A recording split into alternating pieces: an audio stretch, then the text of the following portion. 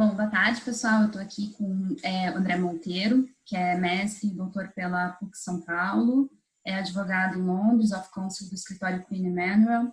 É um prazer conversar com o André, que é processualista, a respeito da consignação e pagamento, que foi o tema da nossa última aula. Lembrando a vocês que o texto que eu disponibilizei de autoria do André foi um dos textos mais citados, se não mais citado, no repetitivo de 2018, no final de 2018, que fixou a tese de que o pagamento parcial na consignação e pagamento leva à improcedência da ação de consignação. André, muito obrigada pela tua disposição de fazer essa conexão em Curitiba, Londres. É um prazer conversar com você sobre esse tema. Imagina, o prazer é todo meu, Renata. Fiquei muito contente com o seu convite e eu espero que o que eu tente aqui contribuir seja útil para os alunos e para a aula. Enfim, como a Renata já disse, eu tive origem como processualista. O que hoje eu me arrependo, né? Porque eu gosto mais hoje do direito material.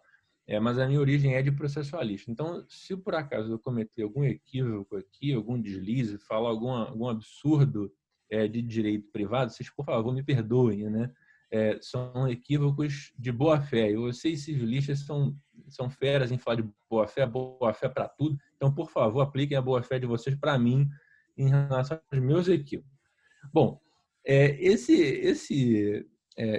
eu queria registrar um protesto aqui primeiro. Porque eu sei que a Renata gravou um vídeo também com o meu querido amigo Jorge César e com a eminente civilista Aline Terra. E agora esse vídeo meu. Então eu acho isso injusto comigo, porque vocês vão ver aí os vídeos do Jorge César e da Aline, vão ficar maravilhados e agora vão ter que ver o meu. Eu acho que eu deveria ter sido o primeiro, mas enfim, tudo bem.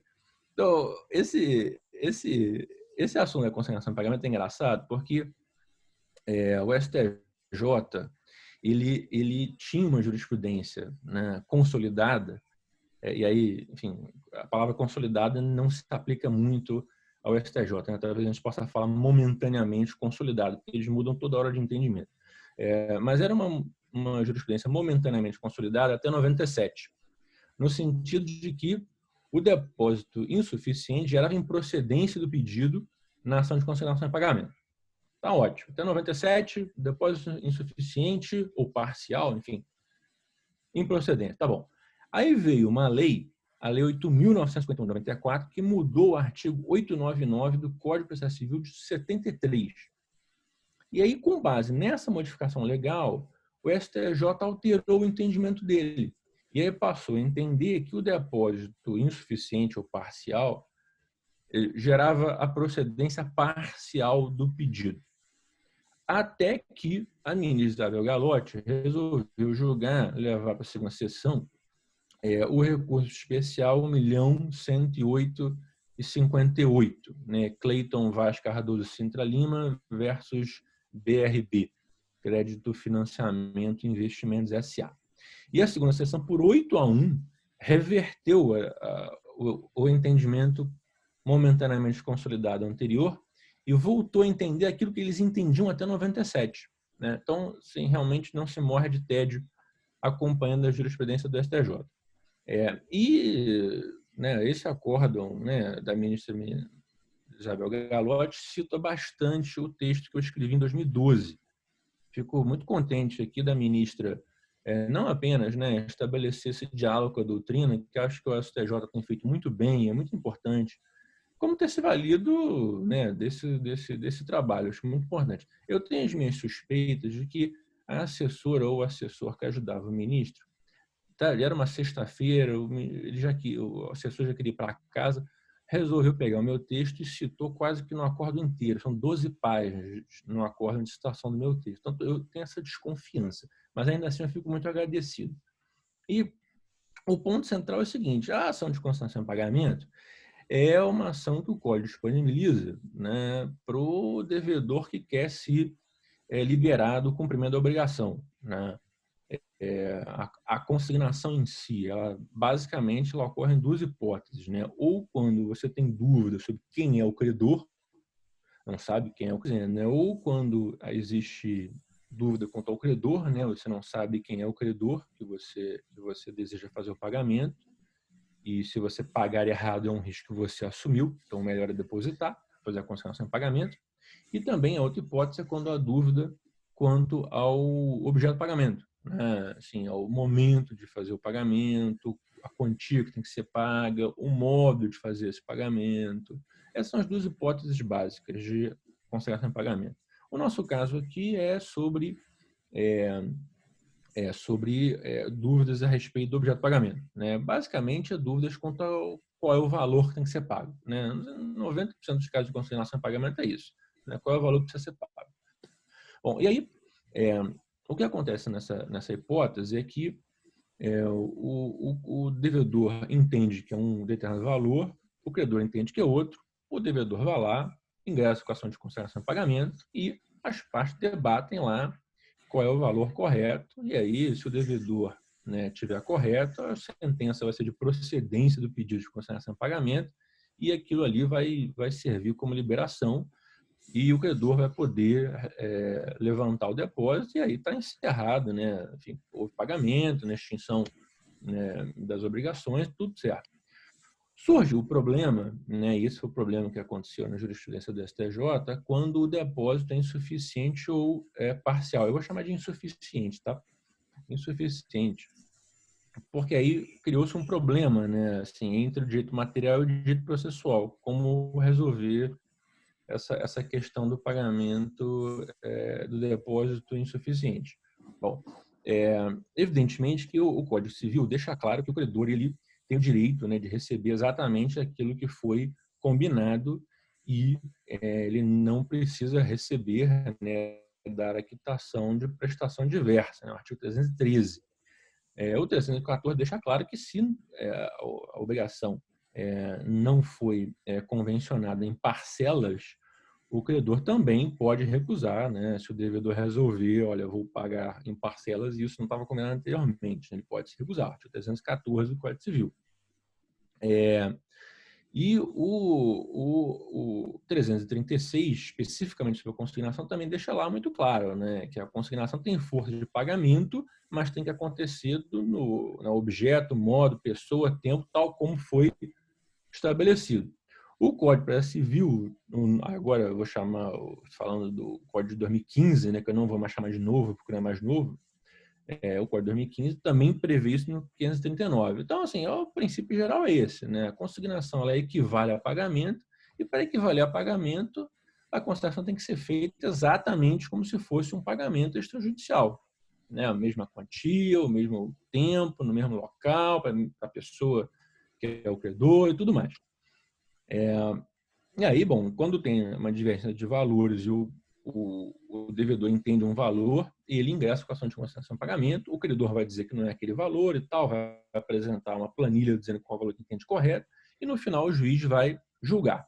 E aí que surge um grande problema, porque quando o depósito é insuficiente, surge a dúvida em saber se o juiz, reconhecendo que o depósito feito pelo credor, pelo devedor, que é autor da ação, reconhecendo que esse depósito é insuficiente, o que o juiz tem que fazer? O juiz tem que julgar improcedente o pedido de consignação ou tem que julgar parcialmente procedente? Essa era a dúvida que o STJ, né, tinha. Eu sempre achei que o julgamento tinha que ser de improcedência. Agora, tem uma questão interessante nessa ação de consignação em pagamento, porque ela tem um procedimento um pouquinho diferente das outras ações. A ação de consignação em pagamento é uma ação que os processualistas chamam de dúplice, né? Então, o que significa que a ação é dúplice? Significa o seguinte, nesse caso da consignação, né, que se o autor, né, que é o devedor, ingressa com a ação, faz o pedido consignatório e o juiz julga improcedente, porque o depósito é insuficiente, o réu, que é o credor, pode usar essa sentença para executar nos mesmos autos o devedor pelaquele restante. Ele levanta o depósito, que já estava lá, né, o valor que estava depositado, Continua. Isso se chama ação dúplice, porque, em geral, o réu não pode usar a sentença de improcedência para executar o autor. Em geral, não pode. Tem um monte de exceção, mas, enfim, aí a aula de processo vocês vão ver com o professor de processo. Mas aí, André, deixa eu só te fazer uma pergunta. Você falou num tema que é bem importante para os alunos, tá? O fato do credor poder fazer o levantamento... Está me ouvindo? Tá bom. Bom, André, você tocou num tema bem importante para os alunos, que diz respeito sobre o levantamento do depósito pelo credor, tá? E isso se dá, salvo engano, por uma regra tipicamente processual, né? A regra processual permite que o credor faça esse levantamento. Mas sendo julgado improcedente, do ponto de vista de direito material, a gente teria que reconhecer que não houve pagamento. Porque numa situação de procedência, o depósito feito lá no início da ação vale como pagamento naquele termo, né? E não quando o credor, ele recebe esse pagamento. Em direito material, a gente até costuma dizer que a consignação é um modo de pagamento cuja satisfação do credor não se dá no mesmo momento do pagamento, né? Que seria o pagamento direto. Nessa hipótese de improcedência, por mais que o Código de Processo permita o levantamento pelo credor, se for improcedente, a mora dele só cessa quando do levantamento e não quando do depósito. É isso, processualmente falando, e vai com a interface do direito material. Não sei se você concorda com isso. Então, essa é a inter-relação entre processo material que é interessante, né? Porque fica um pouco complicado de entender, né? O que diz o parágrafo 2º do artigo 545 do Código de Processo Civil é que a sentença que concluir pela insuficiência do depósito determinará sempre que possível o montante devido e valerá como título executivo, facultado ao credor por promover-lhe o cumprimento dos mesmos autos após liquidação. E aí, então, o que vai acontecer nesse caso de improcedência? Vai se entender que o devedor estava em mora durante todo aquele período, né? E, portanto, todos os consectários legais, como correção monetária, eventual multa no contrato, né, por não pagamento no momento oportuno, no valor adequado, vai incidir, juros também vão incidir durante todo esse período. E quando o credor, que é réu, ele levantar aquele valor que havia sido depositado, aí ele vai poder continuar cobrando nos autos o restante do valor. E o que é esse restante desse valor? Isso que é o interessante. O restante desse valor é, claro, o valor que falta para chegar ao valor que o credor queria, mas também os juros, correção monetária e eventual multa que incidiam sobre aquela parcela que o credor acabou de levantar. Isso continua em si, ele continua podendo cobrar tudo isso porque é como se ele não tivesse recebido nada, né? E por quê? Porque se você considerasse que feito o depósito parcial não haveria mais direito a cobrar os juros desse depósito parcial e correção monetária e eventual multa, o que você acabaria fazendo é impondo para o credor um parcelamento, né? Porque a diferença entre impor um parcelamento e não impor o parcelamento é meramente você permitir que o credor cobre os juros de correção e eventual multa dessa parcela que havia sido depositada. Essa é a diferença. E o Código estabeleceu, no fundo, uma previsão assim, estritamente processual. Ele disse, olha, se eu não o Código pensou o seguinte, se eu não tivesse essa previsão aqui, o que acaba acontecendo? Né? O devedor ingressa com a ação de consignação, deposita o valor. Né? O credor discorda, o juiz concorda com o credor, julga improcedente. O que acontecia? O devedor ia levantar de volta aquele valor depositado e o credor ia ter que entrar com uma ação de cobrança para cobrar aquele valor que já havia sido reconhecido. Né? Então, quando a gente pensa materialmente, desculpa, mas quando a gente pensa do ponto de vista material, a primeira coisa que vem à mente é se o julgamento de improcedência não houve pagamento, logo ele não tem razão para fazer esse levantamento. Mas existe uma regra, então, processual que resolve isso e ainda que inverte os polos, autor e réu nesse caso, né?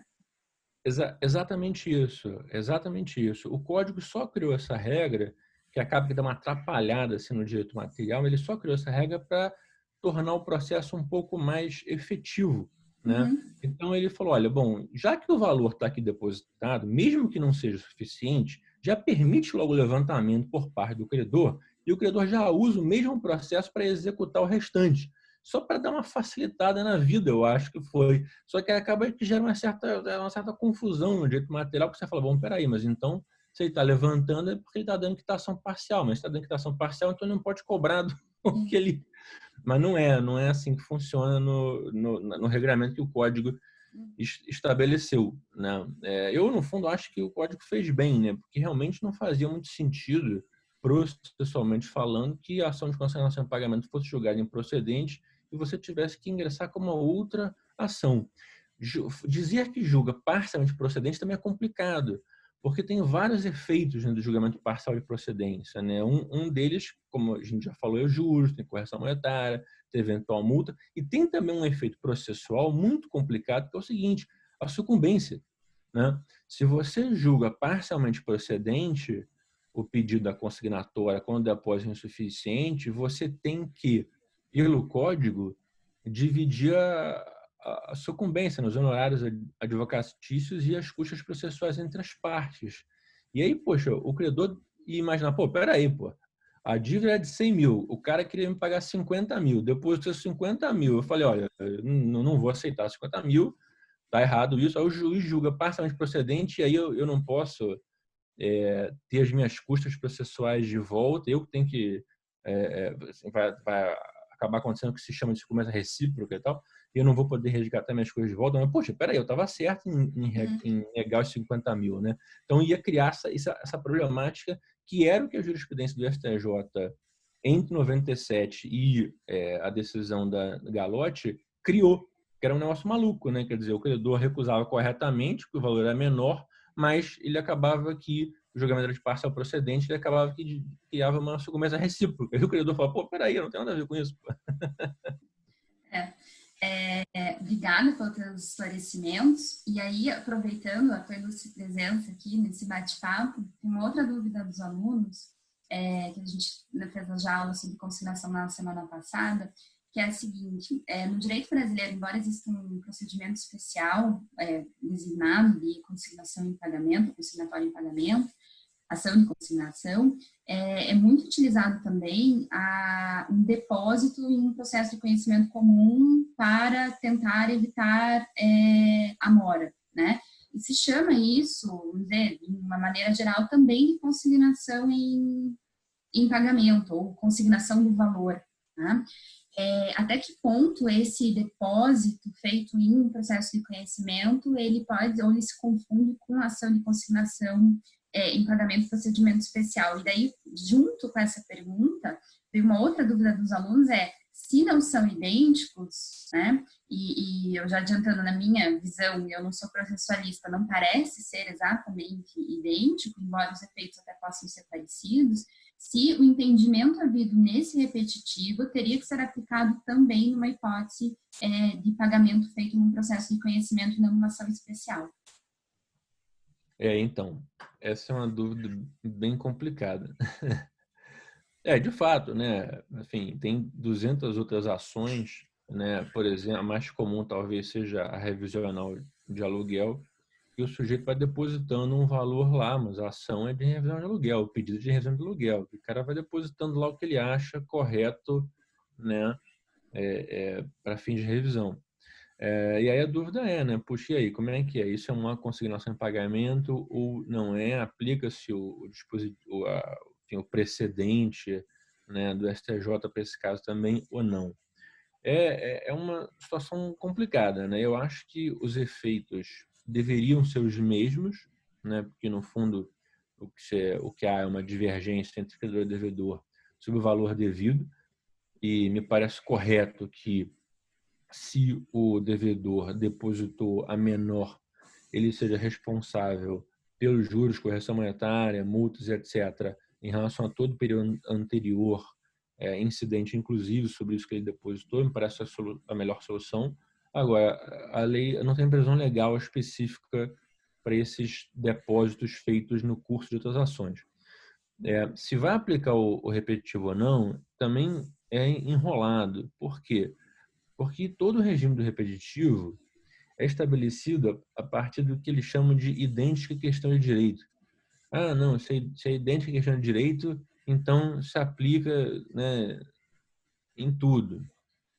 E para identificar o que é idêntica questão de direito, não é simples, né? Assim, essa é uma idêntica questão de direito?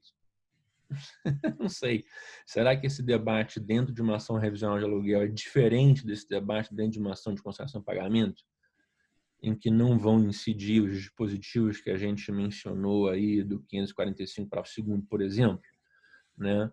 É uma questão complicada. Eu acho que deveria, né? Se não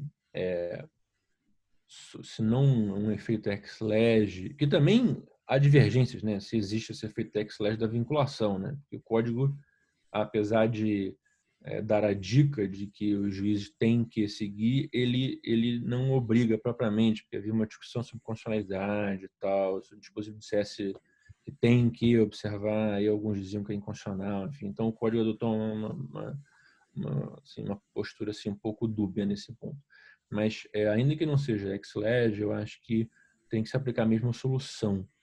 Porque, no fundo, apesar do problema, da questão processual de ser diferente, me parece, né? E aí eu pergunto a vocês, que são os especialistas, estão estudando direito civil, e a Renata também, que é a professora, me parece que é a mesma discussão de direito material, né? Assim, o que fazer quando o sujeito deposita menos do que ele deveria.